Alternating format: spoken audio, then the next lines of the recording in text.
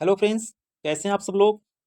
तो फ्रेंड्स, आज हम बात करेंगे सीटेट के क्लास में एक महत्वपूर्ण टॉपिक के बारे में, जहां से लगभग सभी टीचिंग एग्जामों में आपको क्वेश्चन देखने को मिल जाते हैं।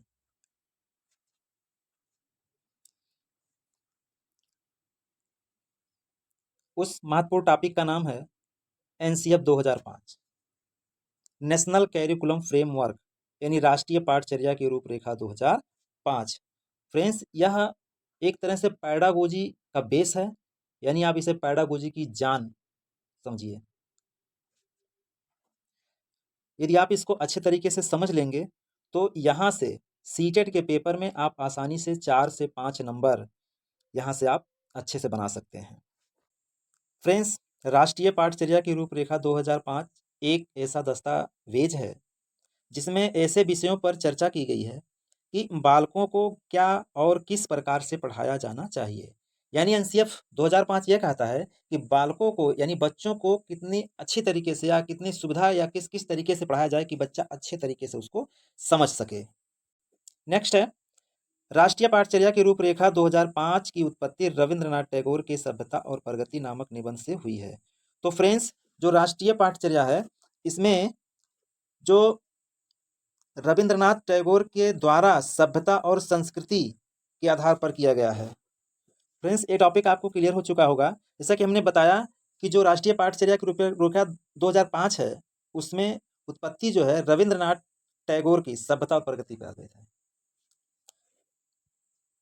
नेक्स्ट है, राष्ट्रीय पाठचर्या की रूपरेखा 2005 के अनुसार स्कूली शिक्षा पाठ पुस्तक केंद्रित ना होकर बाल केंद्रित होनी चाहिए। क्या होनी चाहिए? बाल केंद्रित होनी चाहिए। पाठ पुस्तक केंद्रित ना होकर बाल केंद्रित होनी। नेक्स्ट है, राष्ट्रीय पाठचर्या की रूपरेखा 2005 के अनुवाद संविधान की 8वीं अनुसूची में दी गई भाषाओं में किया गया है। तो फ्रेंड्स, जो राष्ट्रीय पाठचर्या 2005 है वो संविधान की कितने अनुसूची में है? तो वह संविधान की 8वीं अनुसूची में जिक्र की गई है। नेक्स्ट है, एनसीएफ 2005 को प्रोफेसर एसपाल की अध्यक्षता में तैयार किया गया है। फ्रेंड्स, यह क्वेश्चन एजीटीज कई बार ऐसे पूछ लिया गया है कि एनसीएफ 2005 किसकी अध्यक्षता में किया गया है, तो यह जो है आपका प्रोफेसर एसपाल की अध्यक्षता में तैयार किया गया है। नेक्स्ट है, राष्ट्रीय पाठचर्या की रूपरेखा 2005 के मार्गदर्शी सिद्धांत। तो फ्रेंड्स, ये 5 सिद्धांत ऐसे हैं कि जिसको आपने अगर अच्छे से समझ लिया तो ये पांचों सिद्धांत से आपको 4 से 5 क्वेश्चन हर बार सीटेट के पेपर में देखने को मिलता है, और इसे आप अच्छे से समझें ताकि आप 4 से 5 नंबर अपने आने वाले 2023 में 4 से 5 नंबर पक्के कर सकें। तो फ्रेंड्स, इन पांचों प्रिंसिपलों को आप बहुत अच्छे से समझिए।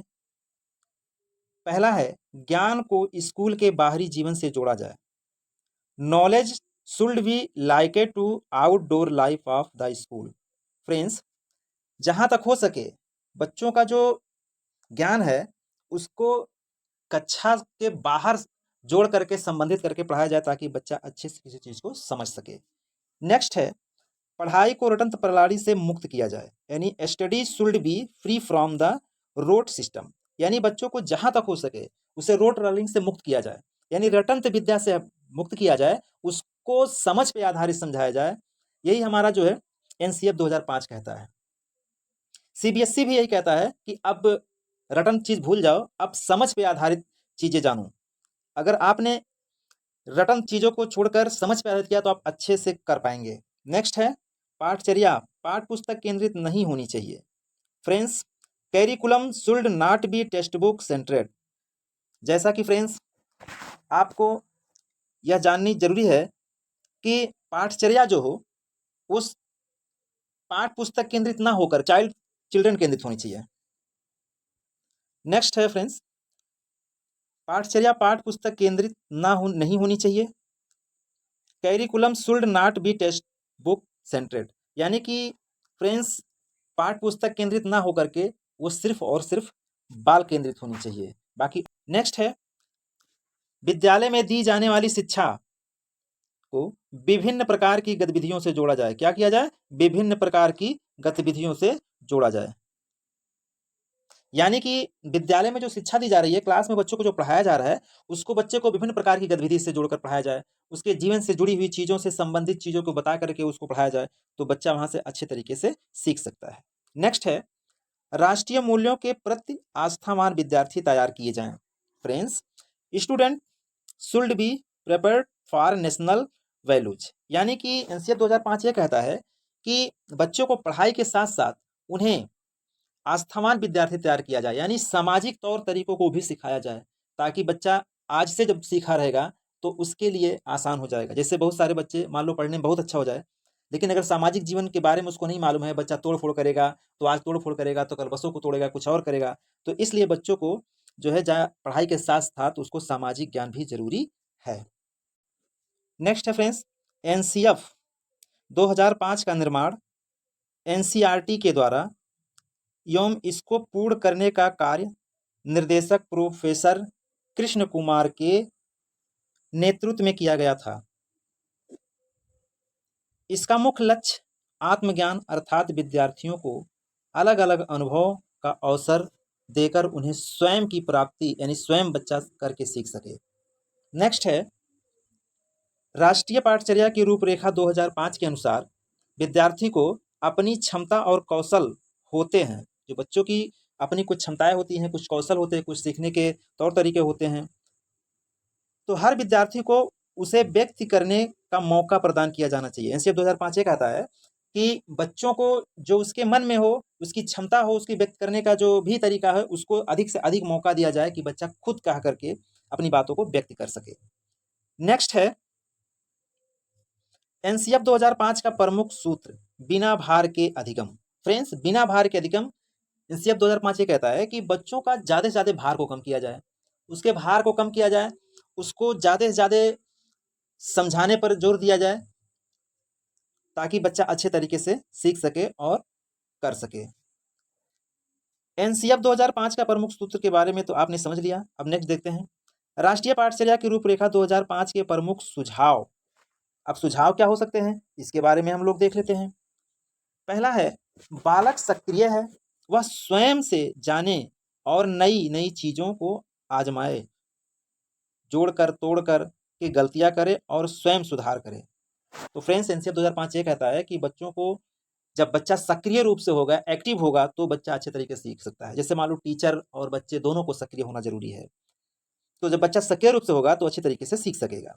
बच्चा ज़्यादा से ज़्यादा गलती करेगा, ज़्यादा से ज़्यादा वह गलतियां कर करके उसको तोड़ करेगा, सुधार करेगा, और बच्चा खुद गलतियां करके सीखेगा, तो बच्चा अच्छी तरीके से सीख सकता है। क्योंकि बच्चों की गलतियों को महत्व माना गया है, बहुत ही महत्व दिया गया है, क्योंकि बच्चा गलती करके सीखता है जब, तो कहीं ना कहीं अच्छे तरीके से सीखता है, और उसको ज़्यादा से ज़्यादा मौका भी दिया जाए कि बच्चा स्वयं करके सीखे और सुधार करे। नेक्स्ट है, सीखना सक्रिय व सामाजिक गतिविधि है। फ्रेंड्स, सीखना यानी लर्निंग जो है, यानी सीखना जो है, कहीं ना कहीं सक्रिय है। जब बच्चा अच्छी तरीके से सक्रिय होगा और तब बच्चा अच्छे तरीके से सीख सकता है। साथ में सामाजिक गतिविधि भी हो, जैसे हम मान लीजिए हम क्या हैं, हम एक समाज का हिस्सा हैं, और समाज के हिस्से में जैसे मान लीजिए हमने आपको बताया आप एक्टिव हैं तो आप सीख गए, आप अपने घर से अपने परिवार से भी सीख सकते हैं, क्योंकि क्या है, घर परिवार स्कूल एक समाज का हिस्सा है। तो फ्रेंड्स, ये चीज़ समझ आ चुकी होगी। नेक्स्ट, सीखने में यांत्रिकता नहीं होनी चाहिए। फ्रेंड्स, अब यांत्रिकता का मतलब क्या होता है, पहले इसको आप समझ लीजिए। यांत्रिकता का मतलब होता है कि किस क्लास में अगर कोई चीज़ पढ़ाया जा रहा है तो उसको बार बार उसी चीज़ को दोहराया जाए, रिपीट कराया जाए, तो वही यांत्रिकता कहलाता है। तो क्लास में हमको बार बार किसी चीज़ को पढ़ाना नहीं है, बार बार दोहराना नहीं है। अगर बार बार चीज़ें होती हैं तो बच्चा उसमें ऊब जाता है और अपने सीखने की जो है कम कर देता है, उसको इंटरेस्ट नहीं रह जाता है। नेक्स्ट है, सीखने को डर और अनुशासन की जगह आनंद एवं संतोष से जोड़ा जाए। तो फ्रेंड्स, जैसा कि मेरा कहने का मतलब यह है कि जैसे बच्चे में डर की भावना बिल्कुल नहीं पैदा करनी है, अनुशासन में तो बच्चे को रखना ही नहीं है। बच्चे को डर और अनुशासन की जगह पर उसे आनंद संतोष से जोड़ा जाए, यानी बच्चे को अधिक से अधिक उसको मौका दिया जाए, वो अपनी बात को कह पाए और संतोषजनक अपने अच्छे तरीके से वह कर सके। तो कहने का तरीका है कि डर और अनुशासन की जगह पर बच्चों को अधिक से आनंद दिया जाए और संतोषजनक यानी कि उसके अनुसार उसको सिखाने की प्रक्रिया की जानी चाहिए। नेक्स्ट है फ्रेंड्स, बालक को स्कूल और घर समुदाय आदि सब जगह महत्वपूर्ण माने जाएं और उसकी भाषा संस्कृति को भी सम्मान किया जाए। फ्रेंड्स, जैसा कि हमारा कहने का मतलब है, एनसीएफ 2005 ये कहता है कि बच्चों को जो बच्चों की घर की भाषा है, उसके समुदाय में जो बातें बोली जाती हैं, बच्चा जो अपने घर से सीख कर आता है, और बच्चे की भाषा अगर संस्कृत है या उसकी मदर टंग है, तो हमको सबसे पहले बच्चे की भाषा को और उसके हाव भाव को हमको अधिक सम्मान देना चाहिए, यानी बच्चे के अनुसार हमें जो है कार्य करने चाहिए। फ्रेंड्स, वो चीज़ जितना हमने बताया समझ में आ चुका होगा। आगे देखते हैं नेक्स्ट। प्राथमिक स्तर पर पाठचर्या की सभी गतिविधियों में भाषा व गणित का महत्वपूर्ण स्थान माना गया है। फ्रेंड्स, मेरा कहने का मतलब है कि भाषा में जो भाषा होती है और गणित, ये सभी विषयों का महत्वपूर्ण माना गया है। यानी बिना भाषा के कोई चीज़ कहना संभव नहीं है। हम आप बात नहीं कर पाएंगे, ना शेयर कर पाएंगे। और हर जगह गणित का उपयोग होता है, चाहे आप मार्केट में चले जाइए, चाहे कहीं भी आप जाइए, कुछ भी करिए तो कहीं ना कहीं वहाँ मैथ की ज़रूरत आपको होती है। तो इसीलिए जो गतिविधियां होती हैं प्राथमिक स्तर पर, उसमें भाषा और गणित को महत्वपूर्ण माना गया है। नेक्स्ट है, बहुभाषिक कक्षा शिक्षण 3 भाषाओं अर्थात त्रिभाषा सूत्र की वकालत करता है। फ्रेंड्स, जैसा कि हमारा कहने का मतलब ये हो गया,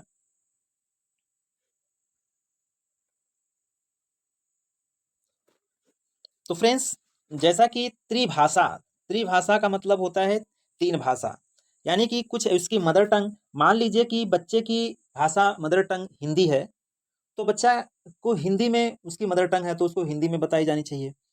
बहुभाषिक कक्षा शिक्षण 3 भाषाओं अर्थात त्रिभाषा सूत्र का वकालत करता है। फ्रेंड्स, जैसा कि इसने कहा कि 3 भाषाओं का जिक्र किया गया है, तो मान लीजिए आपकी मातृभाषा यानी मदर टंग हिंदी है, तो पहली आपकी भाषा हो जाएगी हिंदी, दूसरी भाषा आपकी इंग्लिश हो जाएगी, और तीसरी भाषा आपका जो है कोई मॉडर्न लैंग्वेज आप उसमें से चूज कर सकते हैं। मान लीजिए किसी और की भाषा मदर टंग हिंदी ना हो करके उसका तेलुगु हो जाए, मलयालम हो जाए, तो उसकी मदर टंग मलयालम हो जाएगी, और दूसरी भाषा आपका इंग्लिश हो जाएगा, और तीसरी भाषा आप कोई भी मॉडर्न लैंग्वेज उसमें से चूज कर सकते हैं। नेक्स्ट है फ्रेंड्स, इसने भाषा के 4 कौशल की बात की गई है। नेक्स्ट जो हमने बताया कि इसमें भाषा के चारों कौशलों की बात की गई है। जैसे भाषा के 4 कौशल होते हैं, सुनना, बोलना, पढ़ना, लिखना। फ्रेंड्स, सुनना, बोलना, पढ़ना, लिखना, जैसा कि फ्रेंड्स ये भाषा के 4 कौशल हैं, इसको हम एक क्रम में नहीं सीख सकते, कभी इसको एक क्रम में नहीं सीख सकते हैं। इसको किसी वैज्ञानिक के आधार पर एक क्रम दिया गया, लेकिन एक क्रम में सीख नहीं सकते हैं। इसमें 2 तरह की बात की गई है, एक होता है गढ़ात्मक कौशल, एक होता है व्यक्तात्मक कौशल। तो गढ़ात्मक कौशल ग्रहण की जाती है, व्यक्तात्मक मतलब अपनी बातों को, विचारों को व्यक्त किया जाता है। तो किसी चीज को हम सुन करके और पढ़ करके ग्रहण करते हैं, जैसा कि होता है सुनकर और पढ़कर हम ग्रहण कर सकते हैं। नेक्स्ट हमारा है व्यक्तात्मक, हम अपनी भाषा को व्यक्त कैसे करते हैं, तो उसको हम बोल करके और लिख करके अपनी भाषाओं को व्यक्त करते हैं। जैसा कि फ्रेंड्स हम क्या कर रहे हैं, हम अपनी भाषा को, आपको क्या किए, आपको हमने बोल करके और उसके बाद में लिख करके हमने अपनी भाषा को व्यक्त किया, और आपने क्या किया, उसको सुन करके और पढ़ करके आपने उसको ग्रहण किया। तो फ्रेंड्स ये चीज़ समझ में आ गई होंगी कि ग्रहात्मक कौशल कौन होते हैं, व्यक्तात्मक कौशल कौन होते हैं। सीटेट में कई बार इसको क्वेश्चन में पूछा है कि ग्रहात्मक कौशल हैं, तो आप अब इसमें को समझ गए होंगे, आसानी से इसको कर सकते हैं। नेक्स्ट है, किसी प्रकार की सूचना को ज्ञान मानने से बचा जाए। फ्रेंड्स, किसी प्रकार की सूचना को ज्ञान मानने से बचाए, मतलब सूचना को ज्ञान ना मान करके उसको अधिक से अधिक समझ पे आधारित करके बताई जानी चाहिए। नेक्स्ट है, विद्यार्थी को दी जाने वाली शिक्षा में शिक्षण सूत्र जैसे ज्ञात से अज्ञात की ओर और मूर्त से अमूर्त की ओर आदि शिक्षण सूत्र का अधिक से अधिक प्रयोग किया जाना चाहिए। यानी फ्रेंड्स, बच्चों को पहले हम क्या करें कि पहले बच्चों को ऐसी चीज को बताएं जिसके बारे में बच्चा जानता हो, उसके बाद में फिर बच्चों को ऐसी चीजें बताएं जिसके बारे में बच्चा ना जानता हो। तो बच्चा किसी चीज के बारे में जानता है, उसको जब जान करके उसकी तरह से किसी अनजान चीजों के बारे में बताएंगे तो बच्चा आसानी से समझ लेगा। रह गई मूर्त से अमूर्त की बात, तो मूर्त चीजें पहले उसको दिखाओ, उसको कंक्रीट दिखाओ कि बेटा ये 2 2 4 होता है, तो बच्चा समझ जाएगा कि 2 + 2 4 होता है। फिर उसके बाद में उस तरीके से फिर और आगे बच्चे को दिखाइए कि अब 2 2 4 होता है, फिर 2 8 16 होता है। इस तरीके से पहले उसको मूर्त चीजें दिखाइए जो बच्चा देख सके, जो अपने उसके आसपास में हो। तो इसीलिए बच्चे को मूर्त चीजों को दिखाने के बाद में फिर अमूर्त चीजों को दिखाइए, तो बच्चा अच्छी तरीके से उसको समझ पाएगा। नेक्स्ट है, सजा व पुरस्कार की भावना को सीमित किया जाना चाहिए। सीमित वर्ड, जैसा कि सीमित वर्ड, सीमित वर्ड एक निगेटिव वर्ड है। अगर आपको सीटीटी क्लास में सीमित, बच्चों से जुड़ी चीजें सीमित, बच्चों से किसी प्रकार की चीजें को सीमित किया जाए, इसको निगेटिव माना जाता है। फ्रेंड्स, सजा, बच्चे को तो आप सजा दे नहीं सकते। रह गई बात पुरस्कार की, तो पुरस्कार को आप हमेशा पुरस्कार आपको नहीं देना है। किसी खास अचीवमेंट यानी बच्चे को कोई बड़ा काम कर दिया तो उसको पुरस्कार के जगह बच्चे को शाबाश दो, शाबाश बेटा शाबाश, आपने अच्छा किया, आगे कर सकते हो। तो ऐसी चीजें दो, ना कि बच्चे को हमेशा उसको पुरस्कार दो, चलो बेटा अच्छा ये कर दिया, चल ये ले बेटा टॉफी, चलो बेटा ये कर दिया तो चलो बेटा ये लो जो है आपके लिए मैंने साइकिल ले दी, ये लो मोटरसाइकिल ले दी। तो ऐसा नहीं करना है, बच्चों को किसी खास चीज पर उसको पुरस्कृत करना है और जहां तक हो सके बच्चों को शाबाशी दीजिए। नेक्स्ट है सह शैक्षिक गतिविधियों में बच्चों के अभिभावक को भी जोड़ा जाना चाहिए, यानी शामिल किया जाना चाहिए। तो फ्रेंड्स जहां तक हो सके जो सह शैक्षिक, अब सह शैक्षिक क्या है और शैक्षिक क्या है, देखिए शैक्षिक और सह शैक्षिक। सीख जैसे आप अपने सीखा है, क्या सीखा है, कैसे सीखना है, कैसे क्या करना है। सह शैक्षिक आपका होता है जैसे मान लीजिए आप समाज में जाकर क्या सीखेंगे, कैसे करेंगे, स्कूल से सीखेंगे। तो इस तरीके से आपको स्कूल से जुड़ी चीज़ें सीखने में कि बेटा आज को ऐसे करना है, इस तरीके से करोगे तो ये आगे बढ़ सकते हो, ये ऐसे कर किया जाए, ये चीज़ें करके आपको ऐसी चीज़ों में उन बच्चों के गार्जियन को भी शामिल किया जाना चाहिए। ये एनसीपी 2005 कहता है। बहुत इंपॉर्टेंट है कि अभिभावकों को भी शामिल किया जाना चाहिए इसमें। ठीक है फ्रेंड्स। नेक्स्ट फ्रेंड्स, विशाल पाठ्यक्रम व मोटी किताबें शिक्षा प्रणाली की असफलता का प्रतीक है। फ्रेंड्स जैसे मोटी मोटी किताबों की जगह पर बच्चों को पतली किताबें दे दीजिए, बच्चों को समझ पे आए। मैं तो कहता हूँ कि बच्चों को किताबें मत दीजिए, उसको ज़्यादा से ज़्यादा समझाइए, उसको ज़्यादा से ज़्यादा समझ पे आधारित चीज़ें बताइए कि बच्चा अच्छे से समझ सके, और बच्चा जब समझ जाएगा तो आसानी से जो है उसको कर सकता है। नेक्स्ट है मूल्यों को उपदेश देकर नहीं वातावरण देकर स्थापित कीजिए। फ्रेंड्स मूल्यों का उपदेश, उपदेश कम, उसको वातावरण से जोड़कर बताइए। उसको उपदेश देने की जरूरत नहीं है कि तुम ये करो, तुम वो करो, तुम इसको करो, ऐसा नहीं। उसको ज्यादा उसके वातावरण से जोड़िए, उसके आसपास पड़ोस की चीजों से जोड़ करके बताइए, तो बच्चा आसानी से समझ सकेगा। नेक्स्ट है बच्चों को स्कूल से बाहरी जीवन से तनाव मुक्त वातावरण प्रदान करना चाहिए। यानी बच्चे को ज्यादा से ज्यादा उसके बाहरी जीवन से जो उसको तनाव हो उसको कम करिए, और बच्चों को ज्यादा से ज्यादा फ्री आप छोड़िए, उसको फ्री करिए कि बेटा ये करो, तुम ऐसा कर सकते हो, फ्री करो। जितना बच्चा अधिक फ्री रहेगा और सोचेगा तो उतना अच्छा कर पाएगा। नेक्स्ट है पुस्तकालय में बच्चों को स्वयं पुस्तक चुनने का अवसर दें। फ्रेंड्स अवसर शब्द बहुत ही पॉजिटिव चीजें हैं। जहां कहीं भी बच्चे से जुड़ी चीजें अवसर की बात आए तो पॉजिटिव होता है, वहां आप आंख मूंद करके लगा दीजिए, टिक सही हो जाएगा। जैसा कि फ्रेंड्स बच्चों को स्वयं पुस्तक चुनने का अवसर देने का मतलब हुआ कि बच्चे अपनी इच्छा के अनुसार जब किसी काम को करते हैं तो वो अच्छे तरीके से करते हैं। उनकी जो जिज्ञासा होती है वो अच्छी तरीके से काम करती है और अच्छा से कर पाते हैं। इसलिए बच्चे को ज़्यादा से ज़्यादा अवसर दिया जाए कि बच्चा खुद बुक लेकर लाइब्रेरी में ले और उसको पढ़े। जैसे मान लीजिए अगर हमने कहा नहीं बेटा तुमको बच्चे की पढ़ने की मन है, मान लीजिए उसको इंग्लिश पढ़ने का मन है, तुमने कहा नहीं बेटा आज आपको इंग्लिश नहीं पढ़ना है, आप आज मैथ ले जाओ इसको पढ़ो। तो अब मैथ तो ले लेगा बच्चा, लेकिन उसने अच्छी तरीके से उसका मन चूंकि इंग्लिश पढ़ने में, तो मैथ उतना अच्छा नहीं कर पाएगा। इसलिए बच्चों को ज्यादा से ज्यादा पुस्तकालय में पुस्तकें स्वयं चुनने का अवसर दिया जाए। नेक्स्ट है सांस्कृतिक कार्यक्रमों में मनोरंजन के स्थान पर सौंदर्य बोध बढ़ाया जाना चाहिए। क्या है? सौंदर्य बोध बढ़ाया जाना चाहिए। फ्रेंड्स सांस्कृतिक कार्यक्रमों जैसे मनोरंजन के जगह पर उसको सौंदर्य, सौंदर्य मतलब उसको समझ पे चीजें बताइए और उसके जीवन से जुड़ी चीजों को जोड़ करके बताइए, तो बच्चा अच्छी तरीके से समझ पाएगा। मनोरंजन की जगह से सौंदर्य पे विशेष ध्यान दिया जाए, बच्चों को पढ़ाया जाए दे करके, तो बच्चा अच्छे तरीके से समझ पाएगा।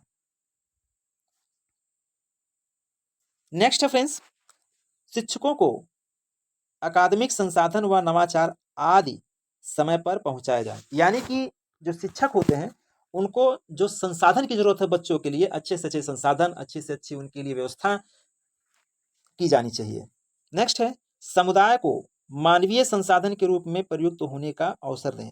यानी कि समुदाय यानी समाज जो है उस समाज में मानवीय संसाधन जहां तक हो सके उसे उस बच्चे के अकॉर्डिंग संसाधन व्यवस्था अच्छी से अच्छी दी जानी चाहिए। नेक्स्ट है मानसिक स्तर एवं योग्यता के अनुसार पाठ्यक्रम का निर्णय करें। यानी कहने का मतलब मेरा यह है फ्रेंड्स कि बच्चे की मानसिकता, उसकी योग्यता कि बच्चे की क्या मानसिकता है, क्या लेवल है बच्चे का, क्या उसकी योग्यता है, उसके अनुसार पाठ का निर्माण करना चाहिए, पाठचर्या बनाना चाहिए, पढ़ाने का जो हमको नियम बनाना है उस बच्चे के मानसिक और योग्यता के अनुसार बनानी चाहिए ताकि बच्चा अच्छे से उसको समझ सके। नेक्स्ट फ्रेंड्स बालकों के चौमुखी विकास पर आधारित पाठचर्या होनी चाहिए। यानी फ्रेंड्स बालक को चौमुखी विकास यानी बच्चे को हर तरह से उसका विकास होना चाहिए, उसकी मानसिक, उसकी शारीरिक, जहाँ तक हो सके उसका हर तरीके से सामाजिक तरीके से विकास की जानी चाहिए। नेक्स्ट है दोस्तों, नेक्स्ट है फ्रेंड्स, सभी विद्यार्थियों हेतु समावेशी वातावरण तैयार करना। यानी कि बच्चे को एक ऐसा इन्वायरमेंट दिया जाए कि ताकि बच्चा सभी जात धर्म के लोगों को एक साथ पढ़ाया जाना ही समावेशी शिक्षा कहलाता है। जैसा कि फ्रेंड्स मान लीजिए ये आपका स्कूल हो गया, स्कूल में यहाँ सभी वर्ग के बच्चे हैं, गरीब अमीर हर धर्मों के बच्चों को एक साथ शिक्षा देना ही क्या कहलाता है, समावेशी शिक्षा कहलाता है। और ये सीटेट के पेपर में ये ऐसा नहीं हो सकता कि इसमें से क्वेश्चन ना पूछा जाए। नेक्स्ट है फ्रेंड्स, एनसीएफ 2005 में शिक्षक के प्रति दृष्टिकोण शिक्षक ज्ञान का स्रोत नहीं अपितु एक ऐसा सुगम करता है जो सूचना को अर्थबोध में बदलने की प्रक्रिया में विविध उपायों बच्चों हेतु सहायक हो। जैसा कि फ्रेंड्स जो एक शिक्षक होता है वह ज्ञान का स्रोत नहीं होकर के बल्कि एक सुगम करता है, एक सहायता प्रदान करने वाला काम करता है टीचर। बच्चे को सुगम करता यानी कि बच्चे को अच्छी तरीके से बताना, अच्छे तरीके से सिखाना, बच्चे के हित में बात करना, ये सुगम करता है, यानी कि सहायता करना ही सुगम करता है। और सीटेट के पेपर में ये सुगम करता वर्ड बहुत बार आपको देखने को मिला है। तो बच्चों जबकि ऐसा क्वेश्चन पूछा गया है, सीटेट के पेपर में पूछा गया है क्वेश्चन कि एक टीचर की भूमिका क्या होनी चाहिए, तो वहां पर इसका आंसर आता है सुगमकर्ता के रूप में।